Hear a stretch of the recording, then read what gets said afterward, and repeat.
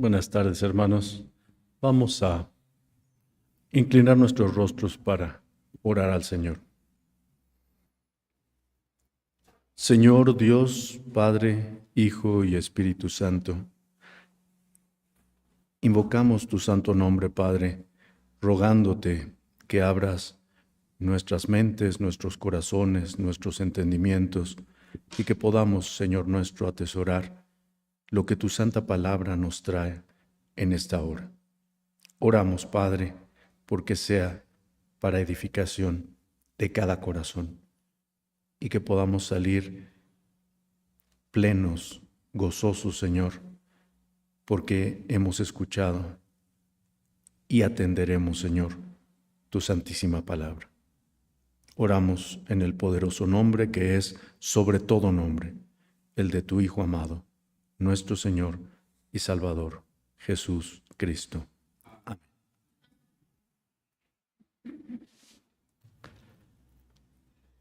Bien, hermanos, el título, como escuchamos hace un momento, de este estudio, vamos a hacer un análisis, una revisión de este capítulo 16 de Primero de Crónicas. Dice, buscad su rostro continuamente. Y está basado en uno de los versículos de este capítulo 16 de Primero de las Crónicas. Y me traje, hermanos, mi boletín, porque seguramente lo habrán revisado. Dice, octubre, mes de la Reforma. Y podríamos pensar que el libro de las Crónicas de los Reyes fue muchísimo antes de la Reforma. Y es correcto. Sin embargo, tiene que ver con la Reforma. Porque ustedes saben y habrán escuchado que reformar es volver a formar, ¿cierto? En algún momento yo creo que les he preguntado, pero lo voy a hacer otra vez. ¿Cuál es la forma del agua?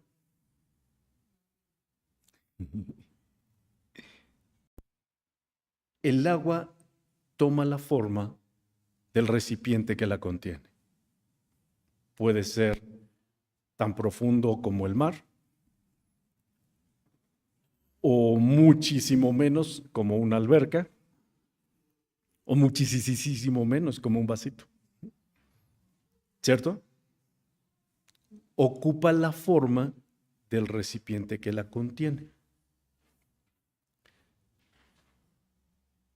¿Por qué hago esta observación? Porque la reforma está en nosotros. Nosotros formamos o reformamos el conocimiento de Dios cuando lo aplicamos en nuestras vidas. Y eso es lo que David hizo en este capítulo 16. Y eso es lo que el pueblo de Israel hizo en este capítulo 16 de Primero de las Crónicas. Y vamos a analizar qué es lo que dice la palabra de Dios y luego cómo eso que dice la palabra de Dios lo podemos vivir en nuestro día a día.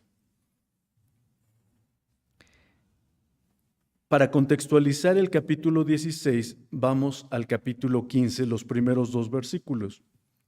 Dice la palabra de Dios en Primero de Crónicas 15, 1 y 2.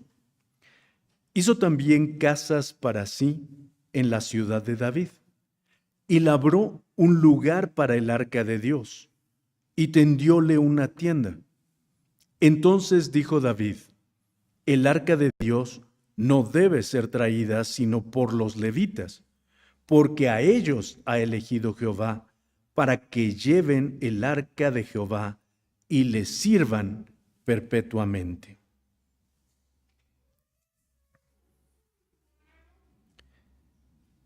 Y el versículo 1 del capítulo 16. Así trajeron el arca de Dios y asentáronla en medio de la tienda que David había tendido para ella. y ofrecieron holocaustos y pacíficos delante de Dios. Fíjense ustedes todo lo que sucede, hermanos. Dice en el versículo 1 del capítulo 15, labró un lugar para el arca de Dios. Es decir, preparó un sitio dedicado, especial, dice además, y tendióle una tienda para que el arca del pacto que había sido robada regresara a su lugar. Y ya que estaba preparado, no dijo, bueno, ahora sí ya tráigansela. No, dijo, como Dios lo estableció, vamos a pedir a los levitas que traigan el arca a este lugar para que aquí permanezca en resguardo. Y dice en el mismo versículo 1, la segunda parte, en el capítulo 16, y ofrecieron holocaustos y pacíficos. Antes de las lecciones de la escuela dominical, pues esto no nos decía mucho. Ahora que hemos estado estudiando de qué se tratan estas ofrendas, los holocaustos y los pacíficos, sabemos qué significa esto. El holocausto es la ofrenda quemada del todo a Dios.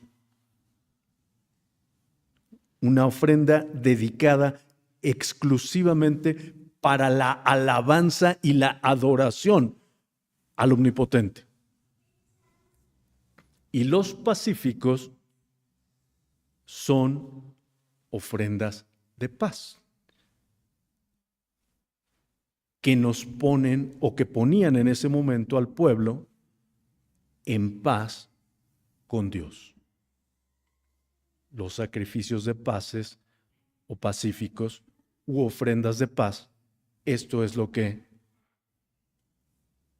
funcionaban o digamos era lo que preveían, en tanto que el sacrificio supremo del Señor Jesucristo tenía lugar, porque ese sacrificio supremo fue nuestra paz, es nuestra paz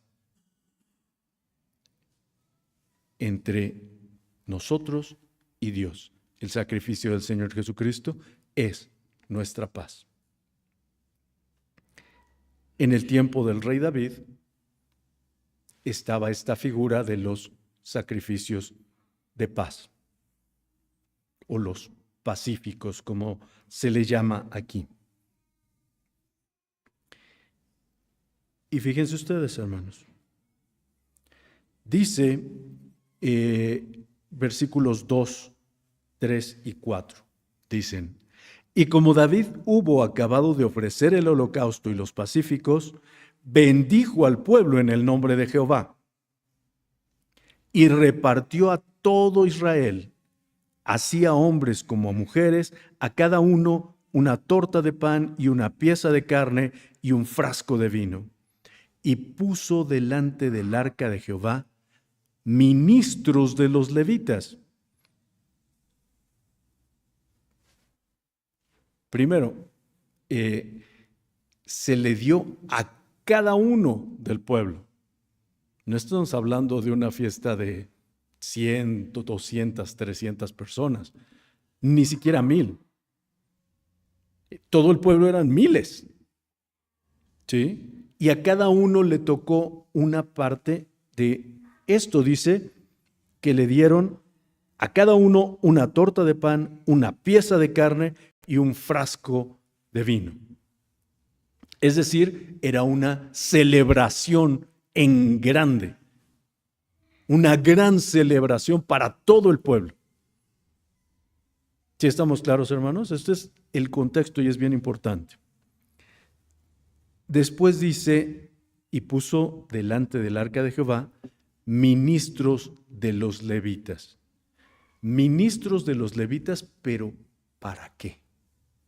¿Cuál es la tarea que cumplirían estos ministros de los levitas?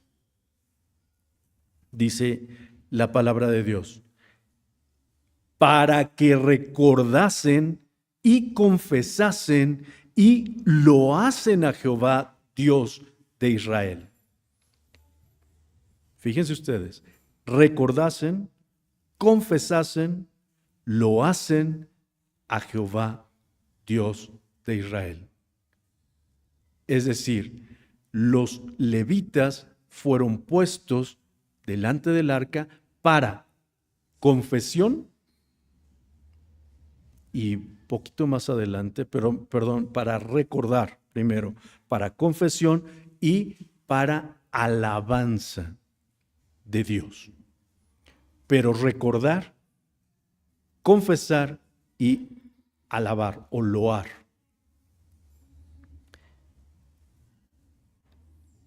Fíjense lo trascendente del nombramiento de estos levitas y de la colocación de ellos frente al arca, delante del arca del pacto.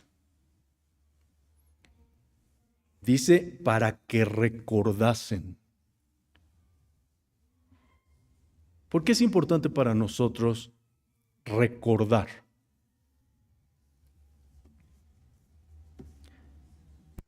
Porque como seres humanos tendemos a olvidar.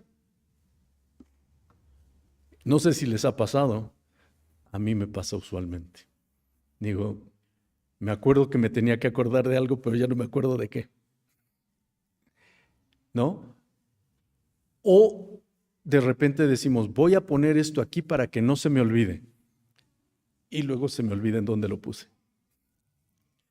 ¿No? Muchas veces, bueno, ahora hasta hay tecnología para encontrar tus llaves, por ejemplo, para encontrar tu celular, porque la gente lo olvida. Olvida las cosas en diferentes lados, no saben dónde dejó las cosas o se le pasan. De repente te habla a una persona, oye, te estoy esperando. Ay, se me olvidó que tenía una cita. Y veo algunas sonrisitas que seguramente se ven reflejados en mis comentarios. Se nos olvida, en general, las cosas. Por eso es importante que los levitas estaban colocados delante del arca para recordar. Recordar la presencia de Dios, lo que Dios significaba para el pueblo y significa para nosotros. Recordar los portentos que Dios había llevado a cabo para bendición y para cuidado y para protección del pueblo de Israel. Desde que salieron de Egipto hasta el momento en que David estaba reinando. Y durante el reinado de David, permanecía cuidando al pueblo de Israel. Y ha permanecido Dios cuidando al pueblo de Israel hasta nuestros días. Estamos hablando de 3000 años después. Se dice rápido, pero es mucho tiempo. Para recordar, es decir, para que no olvidemos. Segundo, para confesar. ¿Qué quiere decir confesar?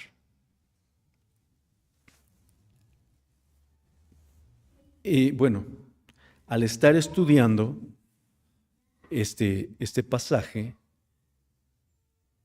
entendí que el término confesasen aquí no se refiere, generalmente nosotros pensamos que confesar es declarar un delito.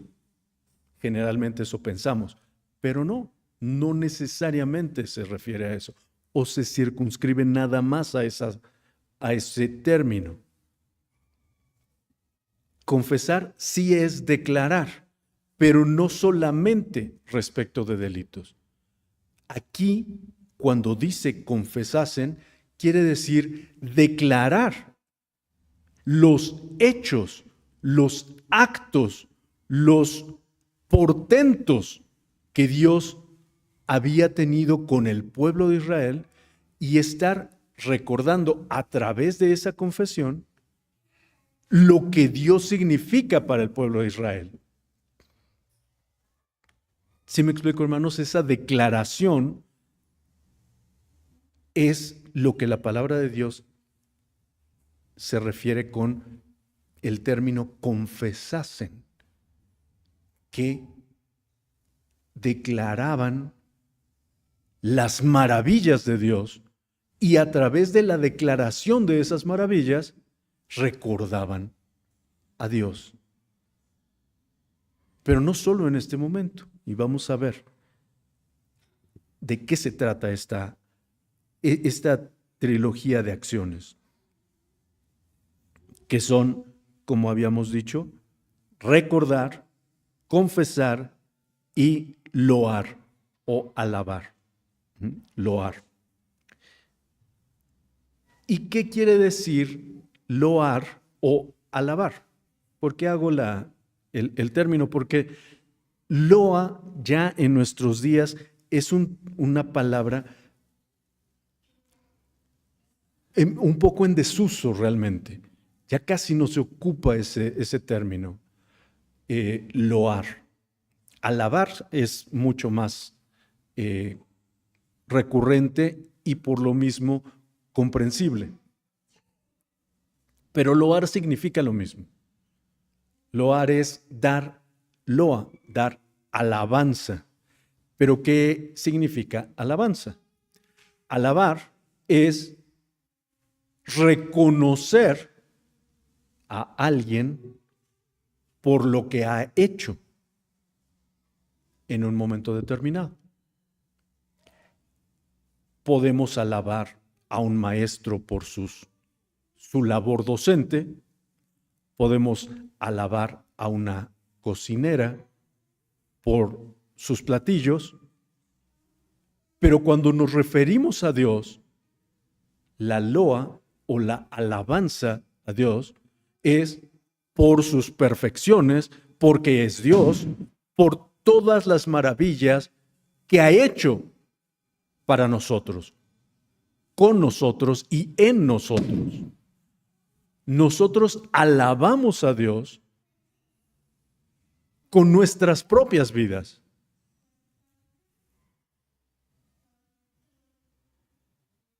Y de esto vamos a profundizar un poquito más por la tarde en estos términos. Pero es muy importante, hermanos, que nos demos cuenta. Tú, cuando estabas perdido, tenías una vida. Cuando has sido rescatado por el Señor, tienes una vida nueva. Y el que la gente que te conoció te vea hoy es una alabanza para Dios. Porque ve lo que has cambiado, ve lo que eras y lo que eres. Y no por ti, sino por Cristo Jesús, que está en tu corazón. Si nos damos cuenta, hermanos. Entonces, esta trilogía no solamente era para los levitas en este momento histórico que nos relatan las crónicas de los reyes de Israel, sino nosotros día con día debemos recordar, confesar y alabar o loar con nuestra vida. Bien, para que recordasen y confesasen y loasen. ¿A quién? ¿A quién? Dice, a Jehová, Dios de Israel. A Jehová, Dios de Israel. Yo tengo un amigo judío que en algún momento fue al templo y salió muy enojado del templo. Dice, al templo de Nativitas, y salió muy enojado. Y dice, ¿por qué se meten con el Dios de Israel? Hay tantos otros dioses, ¿por qué tienen que usar el Dios de Israel? Porque es el único Dios vivo y verdadero. El Dios de Israel es mi Dios, no solo es de Israel. Él creía que era nada más de Israel, pero no, es Dios de toda la tierra. Y lo dice la propia palabra de Dios. Pero por eso es importante que estemos claros, hermanos. El Dios de Israel es mi Dios, el Dios de Abraham, el Dios de Isaac, el Dios de Jacob. El Dios de Israel es mi Dios. Entonces, yo debo recordar, confesar, loar a Jehová, Dios de Israel, con mi vida, con mis actos, con mis hechos, con mis acciones. Y a partir del versículo 7, fíjense lo que dice, hermanos. Entonces en aquel día dio David principio a celebrar a Jehová por mano de Asaf y de sus hermanos. Y desde el versículo 8, si ustedes ven en sus Biblias, cambia la estructura de la tipografía. Si se fijan, todo el relato tiene una tipografía con justificación en ambos lados. Pero a partir del versículo 8 cambia a ser centrada. ¿Sí se fijan? ¿Por qué? Porque está citando un texto poético. Un texto poético que es un salmo, de hecho.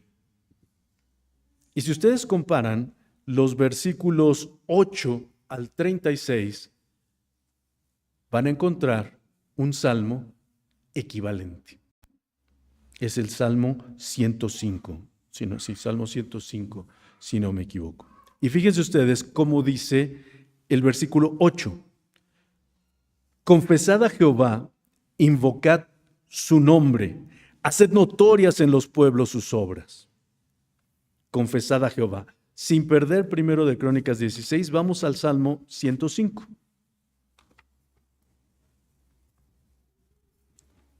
Salmo 105 inicia: alabad a Jehová, invocad su nombre, haced notorias sus obras en los pueblos.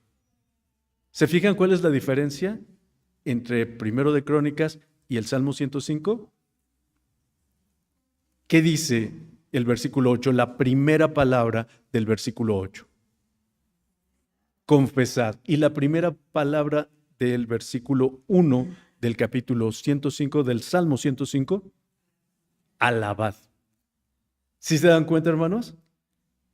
Que se están utilizando como sinónimos, confesad y alabad. ¿Sí nos damos cuenta, hermanos? ¿Verdad que la palabra de Dios es extraordinaria? Por eso les dije que íbamos a hablar un poquito más a fondo de confesar. ¿Sí? Ya lo expliqué, pero ahorita lo estamos viendo claramente en la palabra de Dios. No es nada más mi percepción, es lo que Dios dice en su santa palabra. Confesad, alabad. Mi alabanza es una confesión, es decir, es una declaración de lo que Dios ha hecho en mi vida. La alabanza que yo le doy al Altísimo, la alabanza que yo le doy al Dios de Israel, a Jehová, Dios de los ejércitos. ¿Sí nos damos cuenta, hermanos? Mi alabanza es una confesión porque es una declaración de las maravillas que Dios ha hecho en mi vida. Muy, muy, muy importante. Y les recomendaría, hermanos, que lean el Salmo 105 confrontándolo, comparándolo con Primero de Crónicas 16 a partir del versículo 8. Pero nos vamos a regresar a Primero de las Crónicas 16.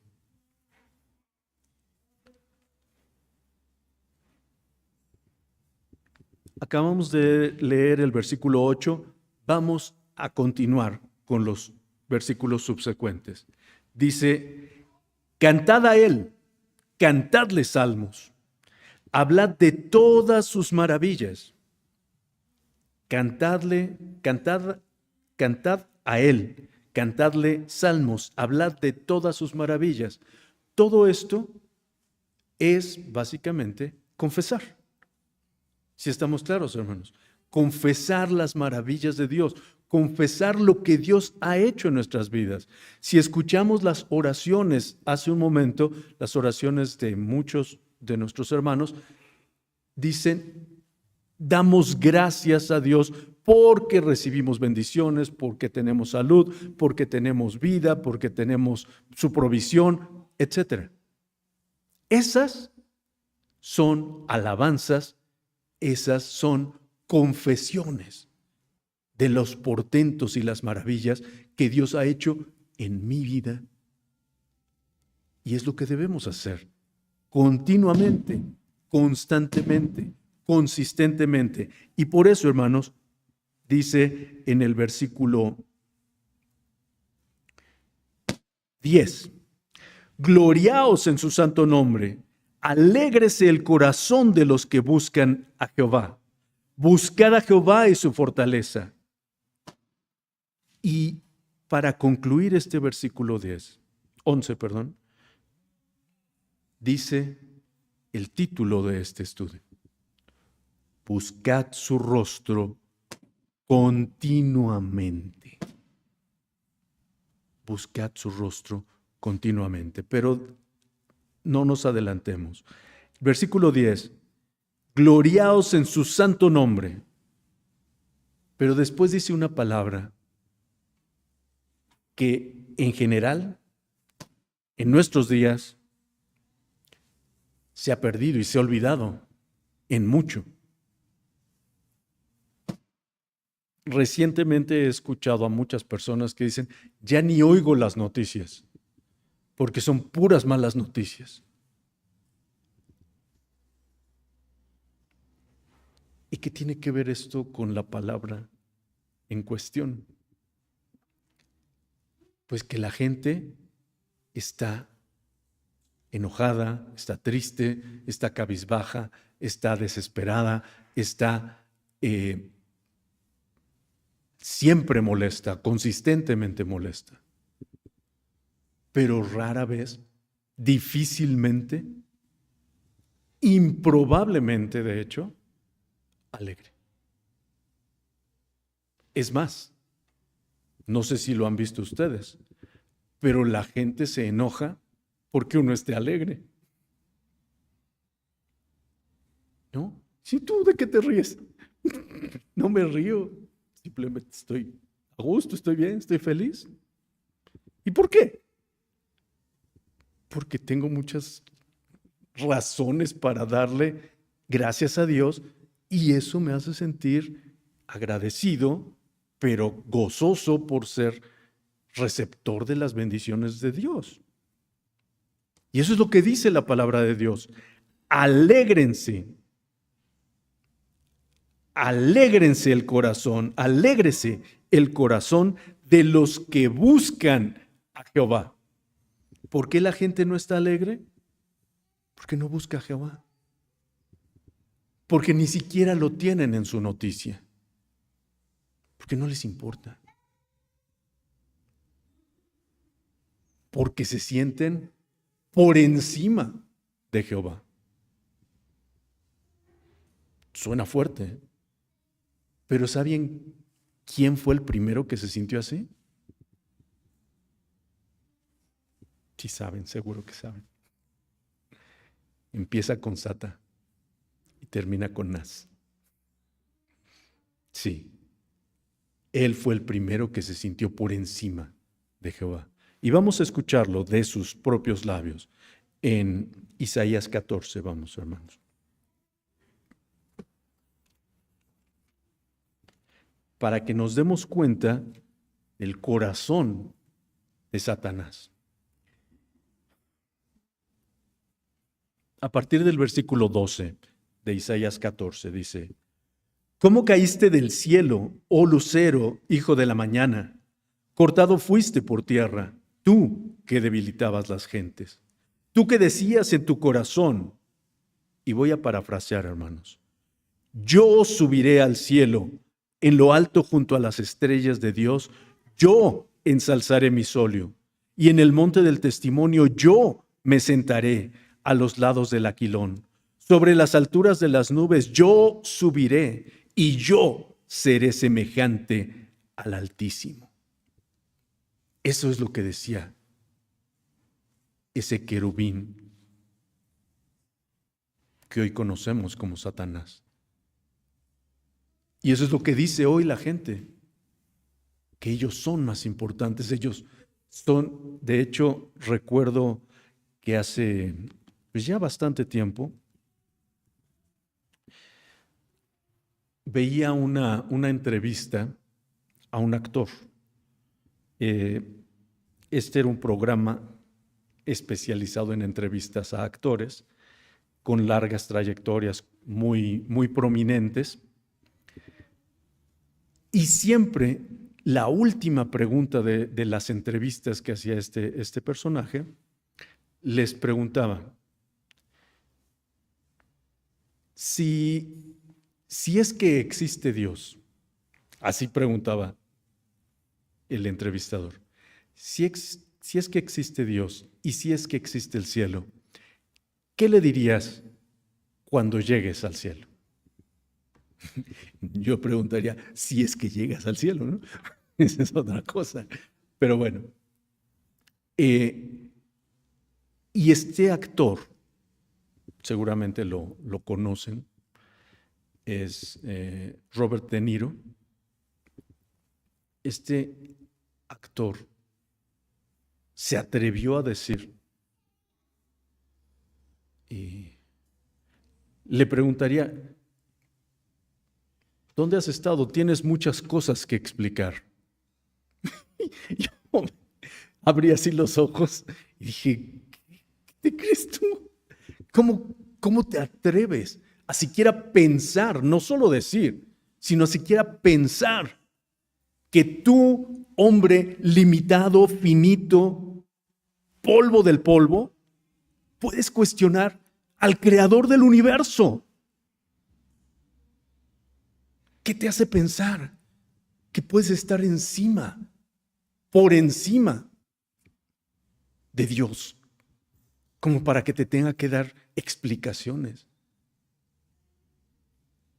Lo más triste es que ese es el pensamiento de la gente allá afuera. Recientemente, hará cuestión, no sé, de 6 meses, 1 año cuando mucho, veía un video sobre, igual otra entrevista ahora a un científico muy prominente, un científico dedicado a la promulgación de la ciencia. Lamentablemente es evolucionista y por lo tanto ateo. Y decía una cosa que me pareció escalofriante, porque demuestra la falta de Dios en sus vidas, porque es lo que piensa la gente. Y decía, si es que existe un Dios, que no creo, si es que existiera, pues o no es todopoderoso o no es todo amor.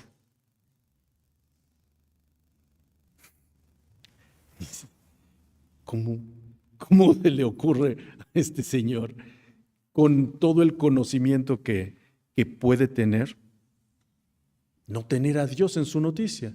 Porque decía, no es todopoderoso, porque si fuera todopoderoso, porque permite que pasen las calamidades que pasen o que pasan. Y si es todopoderoso y deja que pasen esas cosas, pues entonces no puede ser todo amor. Porque si fuera todo amor, pues no permitiría que pasaran esas calamidades. Ahora, ¿tú qué dirías cuando te cuestionaran de esa forma? Ay, pues sí es cierto, no puedes ser todopoderoso si no permitiría que pasen esas cosas. Y entonces tampoco es todo amor porque están pasando esas cosas. ¿No conoces la palabra de Dios? ¿No has leído? Claro que Dios es todopoderoso. El creador del universo, por supuesto que puede hacer todo. Pero el plan de Dios no es ese. La voluntad de Dios es que el hombre se acerque a Él. Y tan fue así que Dios se hizo hombre para venir aquí y sacrificó a su Hijo, el Señor Jesucristo, derramó su sangre para que tú te puedas acercar a Él y resucitó para que vivas por la eternidad.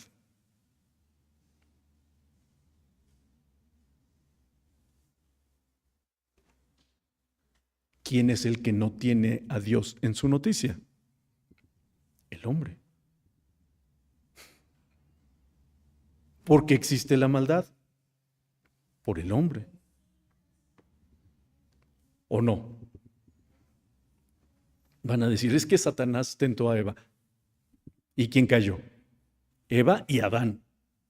¿No? Si hubieran obedecido a Dios, seguiríamos en el paraíso. Pero desobedecimos como seres humanos.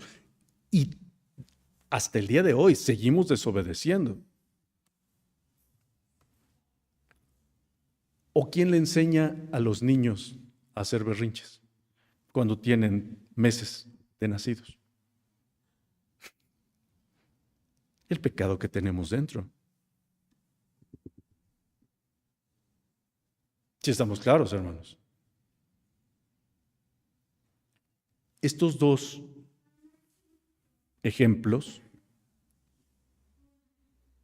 simplemente nos gritan, no que Dios no es todopoderoso o que no es todo amor, no. Nos gritan que el hombre es, como dijo el Señor Jesucristo, vosotros de vuestro padre el diablo sois. Entonces, el que tú reconozcas, confieses y loes al Dios de Israel, cobra una trascendencia brutal, una importancia que no se puede soslayar. ¿Por qué? Porque entonces tú, con esas acciones diarias, cotidianas, vas a traer luz a esos que están en tinieblas. Vas a acercarlos a la salvación que hay en Cristo Jesús, Señor nuestro. Al amor verdadero del Dios omnipotente, que claro que existe, que es omnipotente y que es amor. ¿Nos damos cuenta, hermanos? Por eso tú tienes que buscar el rostro de Jehová continuamente. Si estamos claros. Es muy importante, hermanos. Y que nos demos cuenta de lo que dice el versículo 12 en adelante. Haced memoria de sus maravillas que ha obrado, de sus prodigios y de los juicios de su boca. Oh vosotros, simiente de Israel, su siervo, hijos de Jacob, sus escogidos. Jehová, Él es nuestro Dios, sus juicios en toda la tierra. Haced memoria de su alabanza. ¿Cuándo? Dice perpetuamente. Haced memoria de su alianza perpetuamente y de la palabra que Él mandó en 1000 generaciones. Del pacto que concertó con Abraham y de su juramento a Isaac el cual confirmó a Jacob por estatuto y a Israel por pacto sempiterno. ¿Ustedes saben qué significa esa palabra, hermanos? Sempiterno. Cuando era niño yo en algún momento la leí, la escuché y pregunté, ¿qué significa sempiterno? Y alguien me respondió y me dijo, siempre eterno. Y yo me quedé como niño pues, con esa respuesta. Ya que fui adulto dije, ¿cómo crees? ¿Cómo siempre eterno? Pues eterno es eterno. No tendría por qué decirse siempre eterno. No.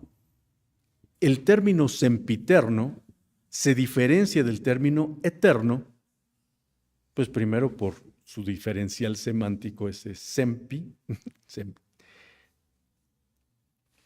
porque se escribe diferente, esa es la primera diferencia lógica, pero el concepto es distinto porque eterno es que no tiene principio y no tiene fin.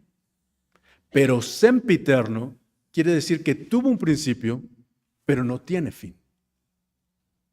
Eso es lo que dice. Y a Israel por pacto sempiterno.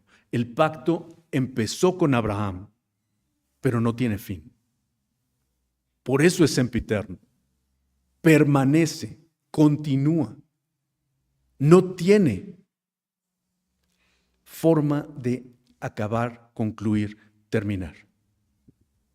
Sempiterno. ¿Sí, hermanos? Versículo 18. Diciendo, el pacto confirmado, sempiterno, diciendo, a ti daré la tierra de Canaán, suerte de vuestra herencia. ¿Sí se fijaron, hermanos? Pacto sempiterno y dice, a ti daré la tierra de Canaán. ¿Saben que todavía se están peleando por eso hoy? Sí, ¿verdad? ¿Han escuchado del problema de guerra que hay en Gaza?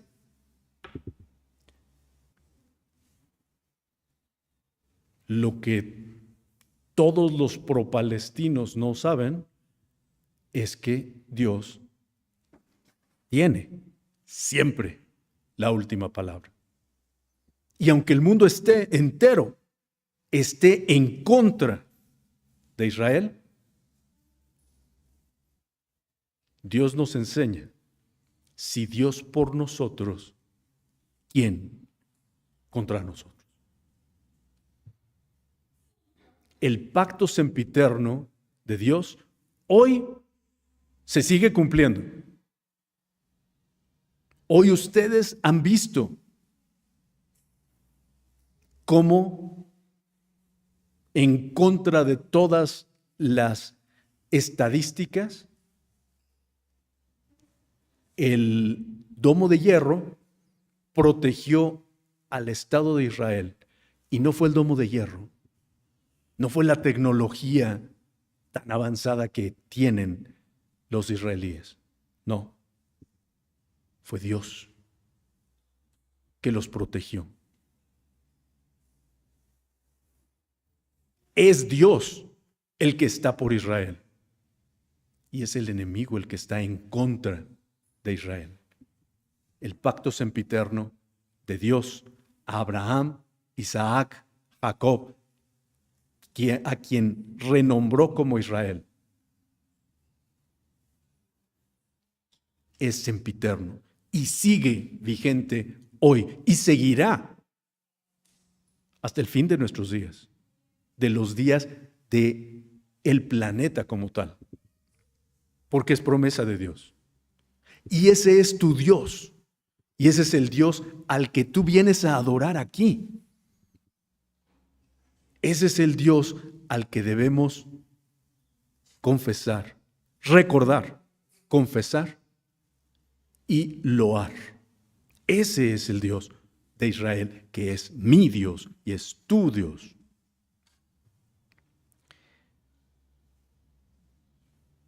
Vamos a avanzar, hermanos.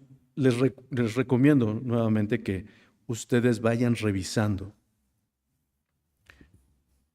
comparando el capítulo 16 de Primero de las Crónicas con el Salmo 105, para que vean que son lo mismo, aunque las palabras no son idénticas, pero es el mismo salmo, que alaba a Dios. Y quiero que nos centremos hacia el final del salmo, que está en el versículo 36, es el final, pero vamos al versículo 34. Dice la palabra de Dios: celebrad a Jehová, porque es bueno, porque su misericordia es, ¿qué dice? Eterna, porque su misericordia es eterna.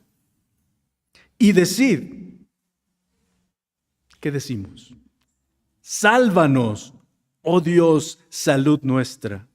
Júntanos y líbranos de las gentes, para que confesemos tu santo nombre y nos gloriemos en tus alabanzas. Bendito sea Jehová, Dios de Israel, de eternidad a eternidad. Este concepto también es muy interesante. Pues la eternidad es eterna, ¿cierto? La eternidad es que permanece, que no ha tenido principio ni fin. Está consistentemente. Pero aquí, ¿por qué dice de eternidad a eternidad?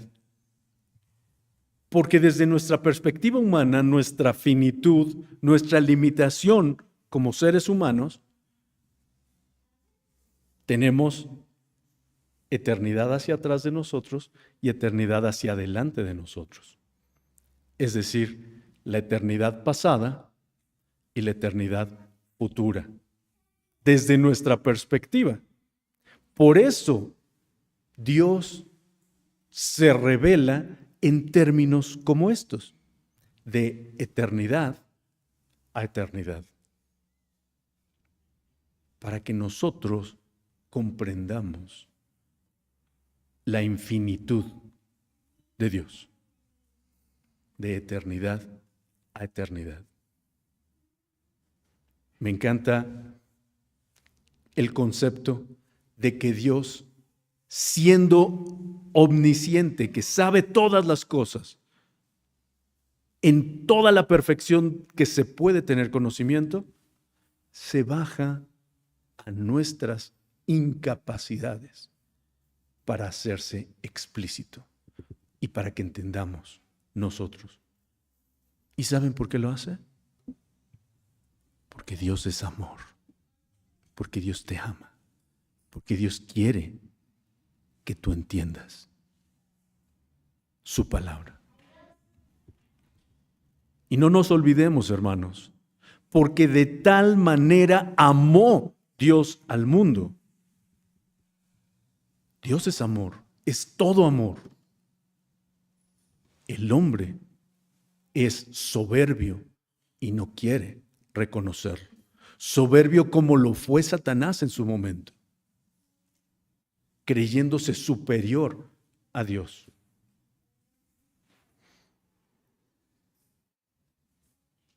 Ni Satanás, ni ningún humano, ni nada,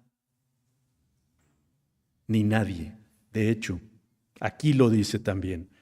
Déjenme encontrar ese pasaje. Versículo 25.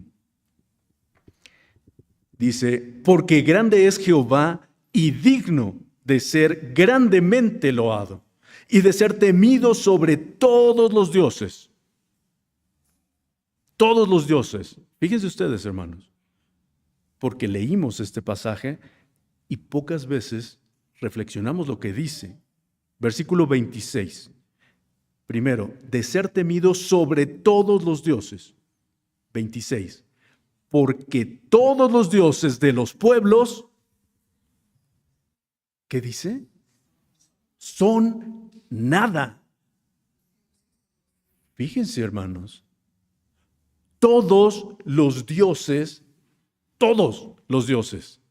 no dice los del panteón amorreo, los cananeos, los dioses cananeos, o los del panteón egipcio, los del panteón teutón, o griego, romano. No, dice todos los dioses. los miles de dioses que hay, ¿qué dice que son? Nada. Dice, son nada. Fíjense ustedes lo poderoso de estas dos palabras, hermanos. Esos dioses no existen, son nada. Es lo que dice la palabra de Dios. No tienen poder, no tienen capacidades, no tienen ni nombre delante de Dios. Son nada. Pero el único Dios vivo y verdadero es el que hizo los cielos. El Dios de Israel, el Dios tuyo, el Dios mío. Él es Dios. ¿Nos damos cuenta, hermanos? Todos los dioses son nada. Mas Jehová hizo los cielos. Y me encanta esta frase, porque oímos los cielos y pensamos, sí, pues el cielo de toda la tierra, ¿no? Que son como si fueran diferentes cielos. No, ese es el primer cielo. El segundo cielo, que es el universo, y el tercer cielo, que es la habitación de Dios. Él hizo los cielos. Los dioses son nada. Jehová hizo los cielos.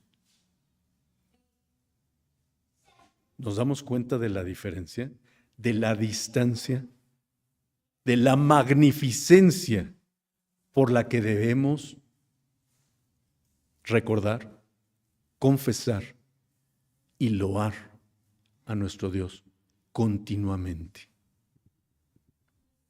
¿Sí estamos claros, hermanos? Maravilloso, ¿verdad?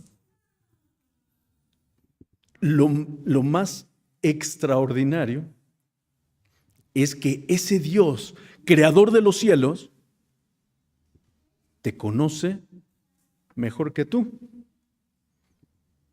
Sabe cuántos cabellos tienes sobre tu cabeza. Conoce tus pensamientos, tus deseos, tus necesidades,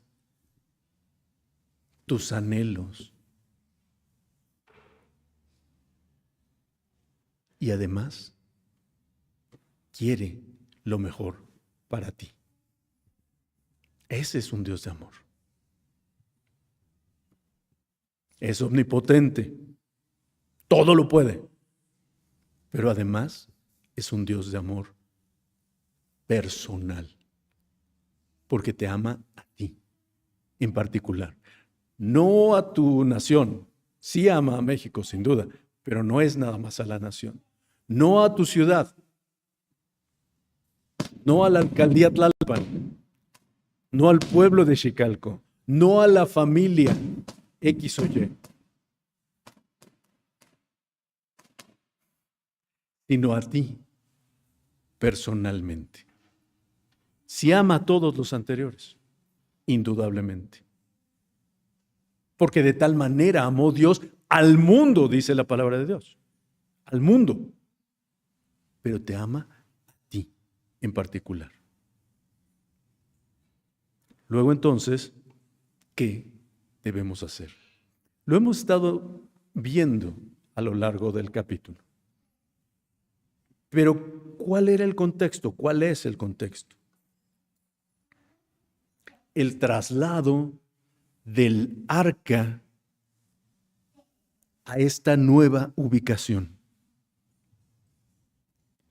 Y en esta nueva ubicación era importante recordar, confesar y loar a Dios en ese momento y continuamente. De hecho, estuvimos leyendo varios versículos en donde leemos continuamente, perpetuamente, sempiterno, de día en día, eterno. Esto es lo que debemos hacer. Pero no aquí en este santuario. o no solamente aquí en este santuario.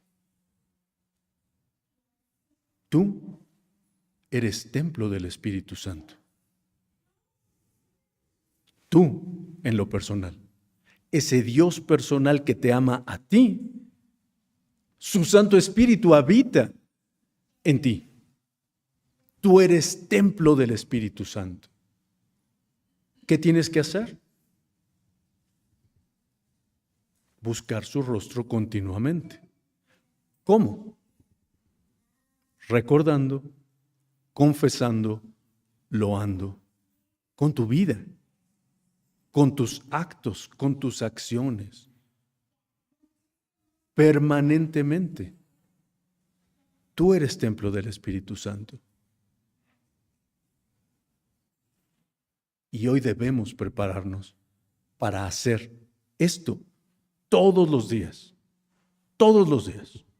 consistentemente, continuamente, perpetuamente, permanentemente. ¿Lo estamos haciendo? Gloria a Dios. ¿No lo estamos haciendo? Hagámoslo.